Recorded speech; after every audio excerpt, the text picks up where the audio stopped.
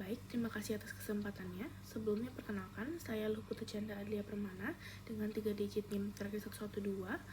Kami hari ini dari SGD B2 akan mempresentasikan tentang the importance of communication in palliative care. Baik, berikut ini merupakan anggota dari SGD B2.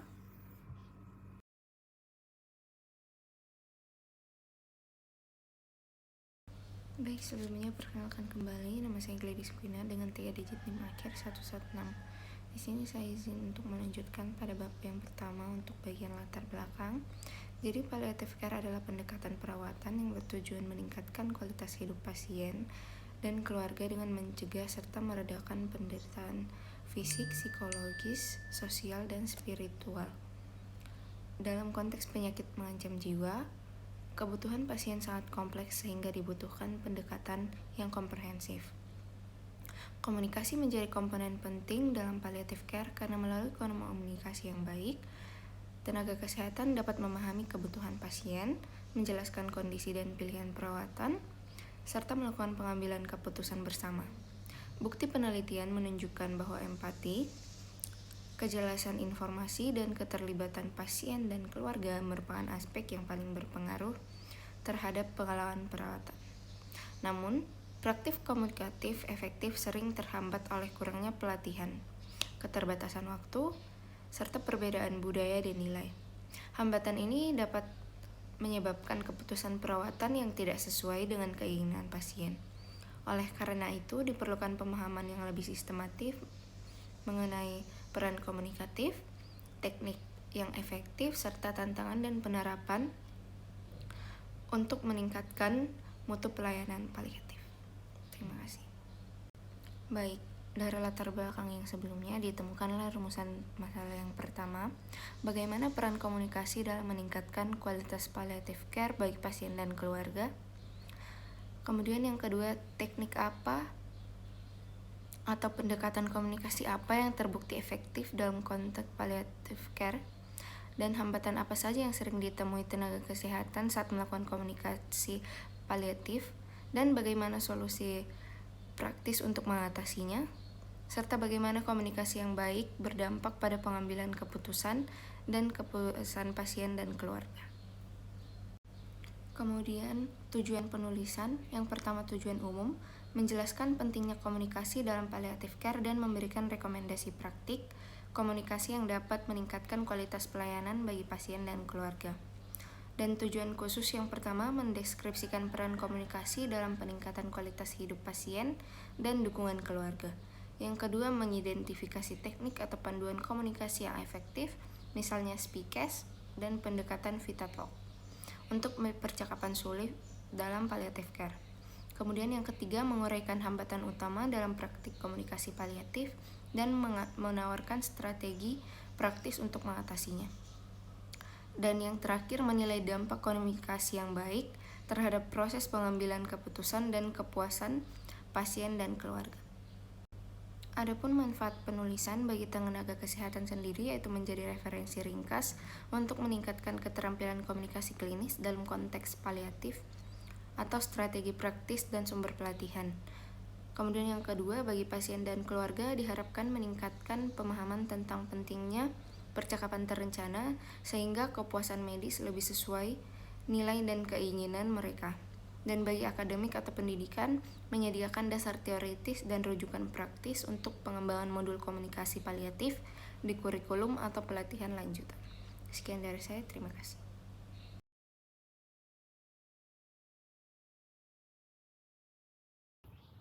Baik, saya izin untuk melanjutkan. Sebelum perkenalkan, nama saya Luhputu Chandra Adlia dengan 3 digit terakhir 148. Pada bab 2 ada definisi dan ruang lingkup komunikasi dalam paliatif. Untuk definisi komunikasi. Komunikasi adalah proses fundamental yang memungkinkan individu bertukar informasi, gagasan, emosi, dan makna melalui berbagai bentuk pesan, baik verbal maupun non-verbal. Dalam kerangka kompetensi klinis, komunikasi memiliki kedudukan yang sama pentingnya dengan pengetahuan medis, kemampuan melakukan pemeriksaan fisik, dan keterampilan pemecahan masalah. Tanpa komunikasi yang tepat, akurat, dan empatik, pemahaman klinis yang mendalam sekalipun tidak sepenuhnya bermanfaat bagi pasien. Hal ini disebabkan karena komunikasi berfungsi sebagai jembatan yang menghubungkan teori dengan praktik medis sehari-hari. Keterampilan komunikasi meliputi content skill, proses skill, dan perceptual skill. Konten skill mencakup substansi dari pertanyaan dan respon tenaga kesehatan, informasi yang dikumpulkan dan diberikan, serta jenis perawatan atau terapi yang didiskusikan. Proses skill mencakup cara tenaga kesehatan berinteraksi dengan pasien, bagaimana mereka menggali riwayat penyakit dan menyampaikan informasi menggunakan keterangan verbal dan non-verbal, dan bagaimana mereka mengatur dan menyusun alur komunikasi. Perceptual skill mencakup pengambilan keputusan internal, penanganan klinis, keterampilan mencari masalah, dan sikap profesional. Selain itu, perceptual skill juga mencakup kapasitas personal untuk menunjukkan empati, mindfulness, integritas, rasa hormat, dan fleksibilitas. Dan itu, keterampilan komunikasi ini menuntut kesadaran tenaga kesehatan terhadap respons emosional mereka terhadap pasien, penyakitnya, dan situasi klinis lainnya, termasuk kesadaran akan bias pribadi, tingkat kepercayaan diri, dan faktor-faktor yang dapat mengganggu fokus saat berinteraksi. Tiga jenis keterampilan komunikasi ini saling berinteraksi dan membentuk proses komunikasi yang komprehensif, sehingga komunikasi yang efektif memerlukan integrasi ketiga kemampuan komunikasi ini. Komunikasi yang efektif ditandai dengan sejumlah prinsip dasar. Pertama, komunikasi dipahami sebagai proses interaktif, bukan sekedar transmisi satu arah. Dalam konteks ini, komunikasi dianggap selesai hanya ketika pengirim memperoleh umpan balik mengenai bagaimana pesan ditafsirkan oleh penerima, apakah pesan dapat dipahami, dan apa dampaknya bagi penerima. Dengan demikian, pemberian dan penerimaan umpan balik menjadi elemen esensial dalam membangun pemahaman bersama. Kedua, komunikasi yang efektif berfungsi untuk mengurangi ketidakpastian yang tidak perlu, karena ketidakpastian dapat mengganggu perhatian, menurunkan akurasi dan efisiensi, serta menghambat pembentukan hubungan. Meskipun sebagian ketidakpastian tidak dapat dihilangkan dalam konteks medis, membahasnya secara terbuka tetap dapat membantu menciptakan dasar pemahaman bersama. Ketiga, komunikasi yang efektif menuntut perencanaan dan didasari pada tujuan atau hasil yang ingin dicapai, karena bentuk komunikasi yang tepat bergantung pada orientasi hasil tersebut. Keempat, komunikasi bersifat dinamis dan harus disesuaikan dengan kebutuhan, kondisi, serta konteks individu, sehingga menuntut fleksibilitas, responsivitas, dan keterlibatan aktif. Kelima, komunikasi mengikuti model helix yang menekankan bahwa interaksi berkembang secara spiral, di mana setiap pesan mengaruhi respon berikutnya, dan pengulangan atau penegasan pada tingkat pemahaman yang berbeda merupakan bagian penting dari efektivitas komunikasi. Saya izin untuk melanjutkan definisi palliative care. Palliative care merupakan pendekatan perawatan medis yang berfokus pada peningkatan kualitas hidup pasien dan keluarga yang menghadapi penyakit serius mengancam jiwa atau kondisi penyakit kronis progresif. Menurut palliativecare.org 2024, palliative care adalah perawatan medis khusus bagi individu yang hidup dengan penyakit serius. Fokus utamanya adalah untuk mengurangi penderitaan, memberikan kontrol yang lebih baik atas gejala yang dialami pasien, dan membantu pasien dalam menjalani kehidupan sehari-hari dengan kenyamanan dan martabat yang optimal. Palliative care ini diberikan oleh tim yang terlatih secara khusus dari dokter, perawat, pekerja sosial, rohaniawan, dan spesialis lainnya yang bekerja bersama dokter utama pasien untuk memberikan lapisan dukungan tambahan. Perawatan ini didasarkan pada kebutuhan pasien, bukan hanya prognosis penyakitnya saja. Palliative care dapat diberikan pada pasien usia berapapun dan pada tahap apapun dari penyakit serius yang diderita, serta dapat dijalankan bersama dengan terapi kuratif. Menurut WHO 2020, palliative care merupakan pendekatan yang berorientasi untuk meningkatkan kualitas hidup pasien dewasa maupun anak-anak dan keluarga pasien yang menghadapi masalah terkait penyakit yang mengancam jiwa. Pendekatan ini mencegah dan mengurangi penderitaan melalui identifikasi dini, penilaian tepat, serta pengobatan terhadap nyeri dan masalah lainnya, baik secara fisik, psikososial, maupun spiritual. Pendekatan ini membantu pasien hidup seaktif mungkin hingga akhir hayat, memberikan dukungan bagi pasien dan caregiver, serta menawarkan konseling duka. Palliative care diakui sebagai bagian dari hak atas kesehatan dan harus diberikan melalui layanan kesehatan integritas yang terpusat pada individu dengan perhatian pada kebutuhan dan preferensi pasien. Palliative care dibutuhkan untuk berbagai kondisi penyakit, terutama penyakit kardiovaskular, kanker, penyakit pernafasan kronis, AIDS, diabetes, dan kondisi lainnya. Perkenalkan, saya Parun Tomo dengan NIM 227 dan saya akan mempresentasikan ruang lingkup komunikasi dalam palliative care. Jadi dalam palliative care dibutuhkan komunikasi efektif dan juga holistik, di mana holistik ini dapat mencangkup aspek-aspek spiritual, psikologis, dan sosial dari pasien dan keluarga, dan juga dapat mencangkup ketidaknyamanan emosi dan juga fisik dari pasien. Kemudian kita dapat memberikan informasi mengenai prognosis dan juga membuat pilihan atau decision making bersama pasien dan juga keluarganya. Komunikasi efektif ini dilakukan di antar profesional dan juga dengan keluarga dan pasien. Dimana karena palliative care ini membutuhkan banyak tenaga kerja seperti dokter, perawat, pekerja sosial, penyedia layanan spiritual, dan juga psikolog, maka komunikasi yang efektif dibutuhkan agar keluarga pasien atau caregiver itu mendapatkan dukungan yang cukup, dan juga pelaporan informasi mengenai kondisi pasien dan juga treatment pasien itu dapat konsisten antar profesional. Kemudian saat kita berkomunikasi pada keluarga dan pasien itu harus dilakukan juga secara efektif agar kita dapat mendukung keluarga ataupun caregiver especially saat ada keputusan sulit dan juga tantangan emosional. Komunikasi ini dan support ini tidak hanya dilakukan saat penyakitnya berjalan, tetapi saat end of life pun kita juga harus mensupport dari keluarga dan pasien dan melakukan komunikasi yang efektif. Pertama, kita dapat menilai secara holistik nilai, kebutuhan, keinginan, dan juga preferensi untuk menentukan arah dan isi perawatan end of life ini. Dan kita dapat mensupport dengan mengatasi kekhawatiran dalam fase menjelang akhir kehidupan ini. Kemudian kita dapat pertama-tama menilai dulu pengetahuan dari pasien, kemudian kita memfasilitasi pertanyaan dari pasien dan keluarga tentang kematian pasien yang dapat segera terjadi. Tidak hanya dari end of life, saat pasien sudah meninggal dunia pun kita dapat memberikan dukungan duka cita kepada keluarga yang ditinggalkan. Mungkin sekian dari saya, terima kasih. Baik, perkenalkan nama saya Mediva Basasrawan dengan 3 izin Tentara 221 izin menjelaskan terkait peran komunikasi dalam palliative care. Di perawatan paliatif, komunikasi tidak hanya sekedar menyampaikan diagnosis atau rencana terapi, tapi lebih dari itu, kita sebagai tenaga kesehatan harus bisa hadir secara empatik, memahami kondisi emosional, keinginan dan juga kebutuhan pasien secara menyeluruh. Hal ini karena komunikasi dalam perawatan paliatif itu melibatkan banyak profesi, sehingga komunikasi antara dokter, perawat, psikolog, dan tim lain harus saling sinkron agar informasi yang sampai ke pasien itu konsisten dan tidak membuat pasien merasa bingung ataupun merasa cemas. Akan tetapi, dan juga komunikasi harus transparan kepada pasien dan keluarga karena mereka merupakan pusat dari perawatan paliatif.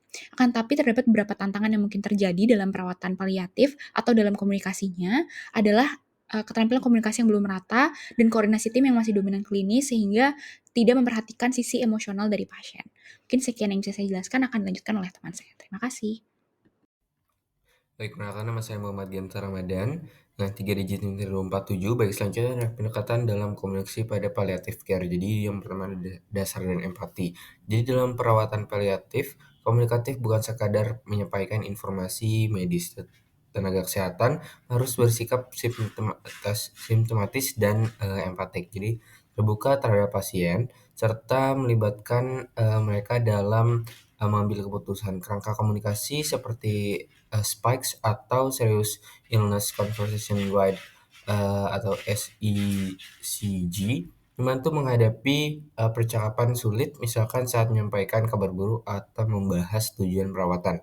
Selanjutnya, selain itu empati menjadi kunci teknik seperti nurse name, understood, understand, respect, support, explore untuk membantu menanggapi emosi pasien secara efektif, menciptakan lingkungan yang aman. Pendekatan ini menekan pemahaman nilai pasien, harapan mereka terhadap perawatan dan kualitas hidup yang diinginkan, sehingga komunikasi menjadi lebih manusiawi dan bermakna. Sekian.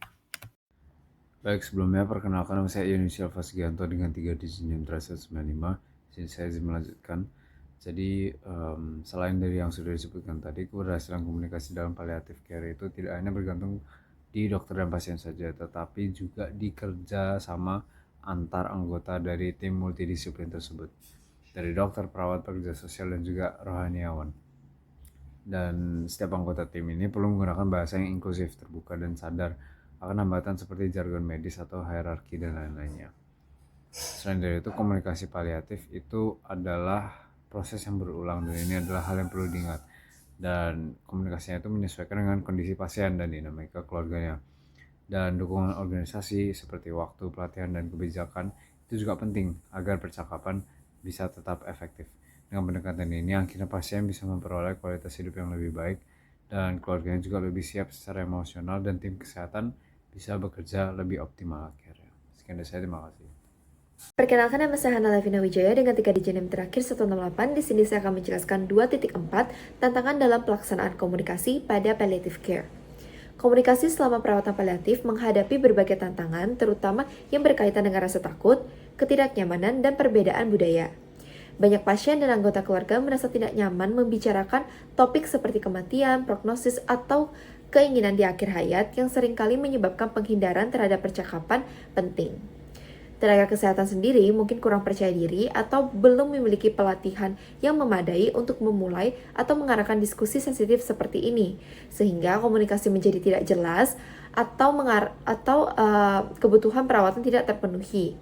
Kesalahpahaman tentang perawatan paliatif seperti anggapan bahwa perawatan ini hanya untuk pasien terminal atau bahwa perawatan ini seperti menyerah atau berarti menyerah semakin memperumit dialog dan pengambilan keputusan antara tim perawatan dan keluarga.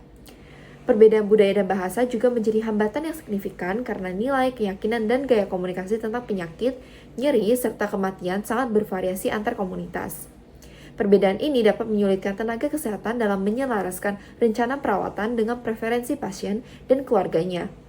Meskipun telah ada peningkatan perhatian terhadap kompetensi budaya dalam pelayanan kesehatan, banyak tenaga kesehatan yang masih kesulitan untuk berkomunikasi secara efektif dengan populasi yang beragam. Sekian dari saya, terima kasih. Baik, selanjutnya perkenalkan nama saya Amanda Putri dengan 3 digit NIM terakhir 144, masih dengan subbab tantangan dalam pelaksanaan komunikasi pada palliative care. Jadi untuk tantangan sendiri itu tidak hanya datang dari sisi pasien atau keluarga saja, tapi juga bisa datang dari sisi tenaga kesehatan. Untuk tantangan yang pertama yakni kurangnya keterampilan komunikasi disebabkan oleh kurangnya pelatihan yang memadai dalam menyampaikan informasi terapeutik pada pasien, khususnya pada perawatan paliatif. Hal ini sering jadi alasan terjadinya misinformasi hingga tenaga kesehatan yang merasa enggan untuk berkomunikasi secara terbuka kepada pasien, terutama mengenai topik sensitif seperti kematian. Tantangan kedua yakni adanya keterbatasan waktu yang seringkali disebabkan oleh tingginya beban kerja, seperti di lingkungan rumah sakit yang sangat sibuk, menyebabkan para tenaga kesehatan tidak memiliki cukup waktu untuk bisa sekedar berkomunikasi, dan juga menyebabkan kurang mengerti sisi pasien serta keluarganya. Hal ini dapat berkonotasi buruk di mata pasien dan keluarga, seperti merasa kurang diperhatikan hingga diacuhkan.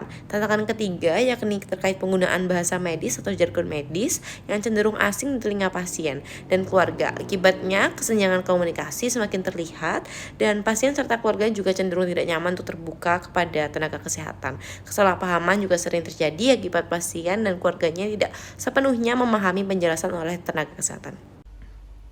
Baik, perkenalkan, nama saya Dewa Nyomandiana Mika Putri dengan 3 digit terakhir 253. Di sini saya akan menjelaskan mengenai dampak komunikasi pada palliative care terhadap kualitas hidup dan kesejahteraan pasien. Pasien yang mengalami penyakit kritis dan dirawat di rumah sakit dapat mengalami kecemasan, disorientasi, nyeri, ketidakmampuan berkomunikasi, keterasingan dari tubuh mereka sendiri, halusinasi, dan hilangnya kebebasan memilih. Tenaga kesehatan harus mampu untuk mengerti, memahami, dan berempati dengan kondisi pasien sehingga permasalahan pasien tersebut dapat diatasi.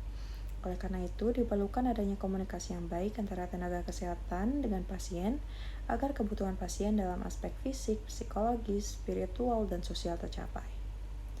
Pada aspek fisik, pasien paliatif rentan mengalami keluhan fisik seperti nyeri, mual, sesak nafas, kelelahan, bahkan disfagia. Komunikasi yang terbuka dan empatik antara tenaga kesehatan kepada pasien paliatif dan keluarga dapat mengidentifikasi keluhan pasien tersebut dengan lebih efektif. Hal ini dapat membuat tenaga medis melakukan intervensi keluhan pasien dengan lebih cepat sehingga kontrol keluhan pasien paliatif dapat lebih optimal. Pada aspek psikologis, komunikasi yang baik dan efektif itu dapat mengatasi hambatan psikologis pasien, seperti ketakutan akan efek samping obat, keputusasaan, kecemasan, dan kelelahan akan pengobatan jangka panjang. Selain itu, komunikasi mengenai prognosis penyakit pasien yang jelas dan komunikasi suportif dapat meningkatkan rasa penerimaan pasien akan kondisinya sehingga pasien dapat lebih kooperatif dan mengikuti rencana pengobatan yang disepakati. Dengan demikian, kualitas hidup dan kesejahteraan pasien paliatif dapat menjadi lebih baik. Sekian dari saya, terima kasih. Baik, saya izin melanjutkan. Sebelumnya perkenalkan, nama saya Regina Florean dengan 3 digit terakhir 056. Jadi selain aspek fisik dan psikologis, komunikasi dalam palliative care juga berpengaruh pada kualitas hidup pasien dari 2 aspek lainnya, yaitu spiritual dan juga sosial. Pada pasien paliatif, distress spiritual itu sangat sering terjadi, misalnya kehilangan makna hidup atau merasa sulit berdamai dengan kondisi. Dengan komunikasi spiritual yang sensitif seperti active listening dan validasi perasaan, tenaga kesehatan bisa membantu pasien mencapai beberapa hal. Yang pertama, kenyamanan batin dan rasa damai dari pasien. Lalu peningkatan harapan dan penerimaan diri dari pasien. Lalu kita juga dapat mengidentifikasi kebutuhan eksistensial seperti kebutuhan memaafkan atau didengarkan, dan juga memberikan dukungan spiritual yang membuat pasien merasa dihargai sebagai individu yang utuh. Jadi komunikasi ini bukan hanya soal informasi medis, tetapi juga menenangkan batin dari pasien. Secara sosial, komunikasi yang baik membantu pasien tetap terhubung dengan keluarga dan lingkungan sekitarnya. Dampaknya antara lain memperkuat hubungan pasien dengan keluarga, lalu mengurangi rasa isolasi dan meningkatkan keterhubungan sosial, lalu membantu keluarga memahami kondisi pasien sehingga bisa mendukung secara optimal. Penggunaan telehealth juga terbukti menjaga relasi sosial saat pasien sulit bertemu secara langsung, di mana interaksi digital ini membantu mengurangi kesepian dan meningkatkan kualitas hidup pasien. Jadi melalui komunikasi yang efektif, pasien merasa didukung dan tidak menghadapi penyakit ini sendirian.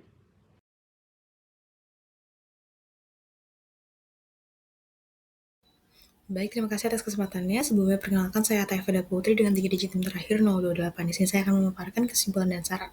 Kesimpulan, jadi dapat disimpulkan bahwa komunikasi memiliki peran yang penting dalam palliative care sebagai tempat yang menghubungkan tenaga kesehatan, pasien, dan keluarga yang mencakup aspek fisik, psikologis, sosial, dan spiritual. Teknik komunikasi efektif memerlukan pendekatan sistematis seperti protokol spikes dan nurse, pelatihan vital talk, serta komunikasi interprofesional yang terkoordinasi. Hambatan utama meliputi ketidaknyamanan membicarakan topik sensitif, kurangnya pelatihan tenaga, kesehatan, keterbatasan waktu, penggunaan jargon medis, dan belum adanya kebijakan yang mendukung. Komunikasi yang baik berdampak signifikan pada pengambilan keputusan yang selaras dengan nilai pasien, meningkatkan kepuasan dan kesejahteraan, serta membangun kepercayaan yang mengurangi beban psikologis keluarga. Lalu saran, diperlukan upaya komprehensif untuk meningkatkan komunikasi paliatif melalui pelatihan berkala bagi tenaga kesehatan seperti vital talk, spikes, nurse, penyediaan protokol standar komunikasi end of life oleh institusi, keterbukaan pasien dan keluarga dalam menyampaikan preferensi, integrasi modul komunikasi paliatif dalam kurikulum akademik, serta pengembangan regulasi nasional dan alokasi anggaran oleh pembuat kebijakan. Mungkin sekian dari saya, terima kasih.